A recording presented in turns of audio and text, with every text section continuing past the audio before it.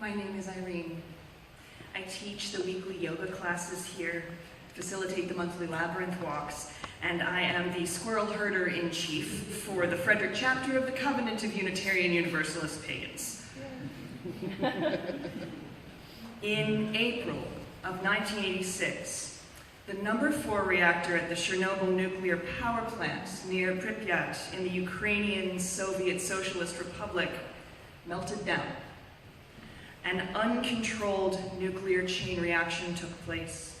The reactor core ruptured and then caught fire, releasing radioactive contamination into the atmosphere for 9 days. The radiation levels released into the surrounding earth, air, and water were 400 times that of the Hiroshima nuclear bomb. The initial explosion, attempts to contain the radiation, and exposure on the part of the people who once lived or worked or tried to help mean that the death toll is estimated upwards of 4,000 people when you look at short and long-term radiation-related deaths. And that's just the human lives. This horrifying combination of power and destruction is one of only 2 nuclear energy disasters rated at 7, the maximum severity on the International Nuclear Event Scale. Now here's where the story gets a little weird. It's been a little over 30 years since the disaster. The area immediately surrounding the nuclear power plant was largely abandoned due to radiation. The exclusion zone runs 19 miles in all directions from the power plant. Photos of that land show a post-apocalyptic aesthetic, but only of the human structures. What no one expected was the reclaiming of that land by other species. The exclusion zone is now one of the most biologically diverse locations in the former Soviet Union. There are more species present now than before the disaster. Among the elk, deer, foxes, boar, bear, and wolves, rare and endangered species like the Przewalski's horse and European lynx have been sighted. This, of course, has translated to a new industry of ecotourism of the exclusion zone. Participants are led through the Belyaevsky State Radio-Ecological Reserve, which is the name for the Belarus side of the exclusion zone, to experience the accidental wildlife sanctuary. The reserve claims it is now home to 70% of the country's bird species. Disasters take many forms, of course. The Chernobyl disaster was unarguably a human-generated crisis.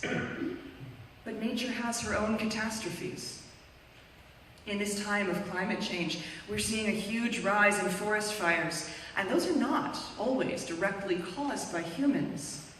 A lightning strike in exactly the wrong place can trigger a conflagration that spreads for miles. Fires destroy everything in their paths, an ecosystem literally going up in smoke.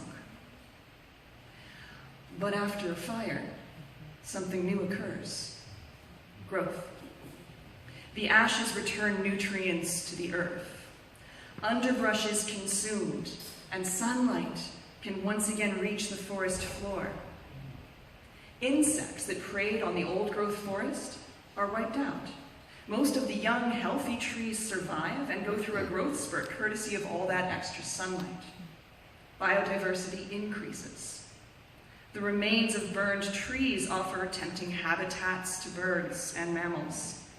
The new, lush shrubs and grasses created by all that nutrient-rich soil attract grazing mammals, like deer. Those animals attract predators: coyote, wolves, bears. If enough time passes, the forest returns stronger and more diverse than it was before the fire. Volcanic eruptions destroy everything in their path and create new land. Floods wipe out entire communities and enrich the soil. Earthquakes shape the continent. As a member of the earth-centered spirituality community, my greatest teacher is nature. I look for patterns in the world around us to follow in my own life. What is true on the macrocosm can be true on the microcosm. When we experience a disaster in our lives, we use the exact same language that we use to describe a natural disaster. We can hear it in the metaphors. Our lives explode, burn, collapse, or are struck by lightning. That which has been can never come again after disaster strikes. We have not yet figured out how to turn back the clock and unmake a tragedy. But the pattern in front of us, playing out on this beautiful planet we all share, shows the path forward. There is an unfortunate tendency in our culture to meet a crisis in someone else's life with positive thinking platitudes. In our discomfort in the face of distress, too often we find ourselves repeating the things that we were told. Everything happens for a reason. When God closes a door, she opens a window. You just have to find the silver lining. I don't think any of those are true. Just as a nuclear disaster is a horrifying accident, tragedies in our lives are not the machinations of some higher power trying to teach us a lesson. Terrible things happen. They happen to kind people as well as cruel. They happen to people with resources as well as those with no safety net at all. We all suffer terrible blows as part of our journey on this human path. We lose people. We find ourselves in abusive situations. We get struck by calamities that occur out of the blue, a bolt of lightning on a summer day, a forest fire in a quiet glade. It is our response to finding ourselves in a place of darkness that influences what comes after. I do not believe in disasters as lessons. I do believe that we can choose to create meaning when terrible things happen. We can choose to focus on the new growth, or we can choose to focus on the decaying structures of life before calamity. A few months ago, I was in a heathen ceremony here at the UCF. It was early spring, and many of us were talking about what we hoped for this year to be. We were referencing how hard and painful last year was for so many of us. When it came time for my friend Jack to speak, he said, "Let the darkness be soil." I have turned those words over and over since that moment. Jack is absolutely right. In that space between the lightning strike and the new growth, we have the power to transform ourselves. When a seed begins to grow, the first thing it does is send out roots. It figures out where it is. One of my very dear friends is a living miracle. A few years ago, a terrible accident resulted in her being burned so badly that it was anyone's guess as to whether she would survive. Whether she would keep her legs, much less walk on them, was unknown. Her life, as she had known it, was over. Her response to that passage through fire and destruction never ceases to inspire me. One of the things that she has said to me and to others is, the only way out is through. When we force positivity, when we try to gloss over pain or avoid it by immediately trying to go back to normal, we do not give ourselves a chance to grow roots. You can force a seed to open above the ground, but the plant that results is weak. Our darkness is our soil. Before we ever send a green leaf up above the surface, we must first root deeply into the darkness. We must open to the experience contained in the soil around us. It's how we find the fuel for growth. Letting the darkness be soil means feeling our emotions. It means sitting with discomfort. It means touching the broken places and leaning into pain. I love Reverend Carl's saying about how a heart can break, that it can shatter or that it can break open to ultimately hold more love. And interestingly, we're beginning to see psychology make a turn from forced positivity to authentic emotional expression. A study recently published in the Journal of Experimental Psychology demonstrated that when people expressed the emotions they felt, regardless of whether the emotions were pleasant or unpleasant, they reported greater life satisfaction and fewer depressive symptoms. They were ultimately happier. A little over 6 months ago, I lost a very close friend to brain cancer. During the end of her life and the earlier part of my grieving, I created a grief altar. Grief altars can be very simple. Mine was a photo of her, a couple candles, and a black scarf. In the beginning, I would just sit there and cry. I would light the candle and weep and maybe talk to her a little bit. I would lean in and allow the tsunami building in my heart to hit and crash. And that uncontrollable wave of grief sometimes felt like I might drown. But here's the thing. Our emotions are part of fluctuating patterns. After a huge wave passed, I would feel more peaceful, more quiet. This is the power of rooting into the darkness, of leaning in. It doesn't make our feelings go away, but it gives us space to breathe. And when we allow the emotions space, sometimes they allow us space as well. Emotions won't be pushed aside, they won't be buried or silenced. All you do when you suppress them is extend your suffering. The only way out is through. The only way to learn again how to breathe, how to be, how to grow in the places that were destroyed is to support your process.